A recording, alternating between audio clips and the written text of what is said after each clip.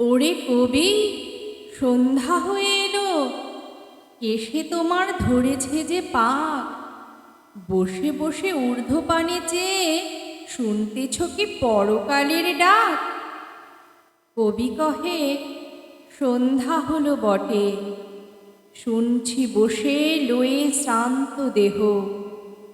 এপারে ওই পল্লী হতে যদি আজও হঠাৎ ডাকে আমায় কেহ, যদি হোথায় বকুল বনচ্ছায়ে মিলনে ঘটে তরুণ তরুণীতে, দুটি আঁখির পরে দুইটি আঁখি মিলিতে চায় দুরন্ত সঙ্গীতে। কে তাহাদের মনের কথা লয়ে বীণার তারে তুলবে প্রতিধ্বনি? আমি যদি ভবের কূলে বসে পরকালের ভালো মন্দই গণি। সন্ধ্যা তারা উঠে অস্তে গেল, চিতা নিবে এলো নদীর ধারে। কৃষ্ণপক্ষে হলুদে বর্ণ চাঁদ দেখা দিল বনের একটি পাড়ে। শ্রীগান সভা ডাকে ঊর্ধ্ব রবে পোড়বাড়ির শূন্য আঙিনাতে।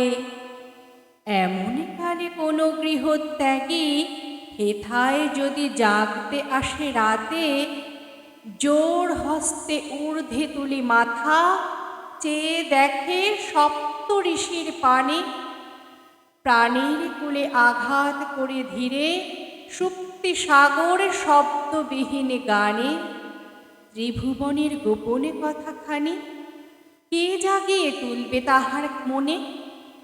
আমি যদি আমার মুক্তি নিয়ে যুক্তি করি আপন গৃহকোণে।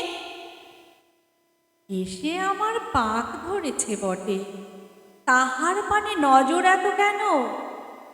পাড়ায় যত ছেলে এবং বুড়ো সবার আমি এক বয়সী যেন। ওষ্ঠে কারো সরল সাদা হাসি, কারো হাসি আঁখির কোণে কোণে। কারো অশ্রু উছলে পড়ে যায়, কারো অশ্রু শুকায় মনে মনে।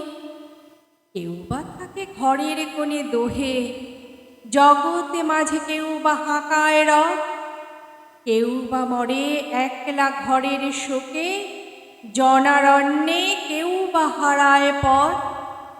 সবাই মরে করেন ডাকাডাকি, কখন শুনি পরকালের ডাক? সবার আমি সমান বয়সী যে, চুলে আমার যতই ধরুক পাক।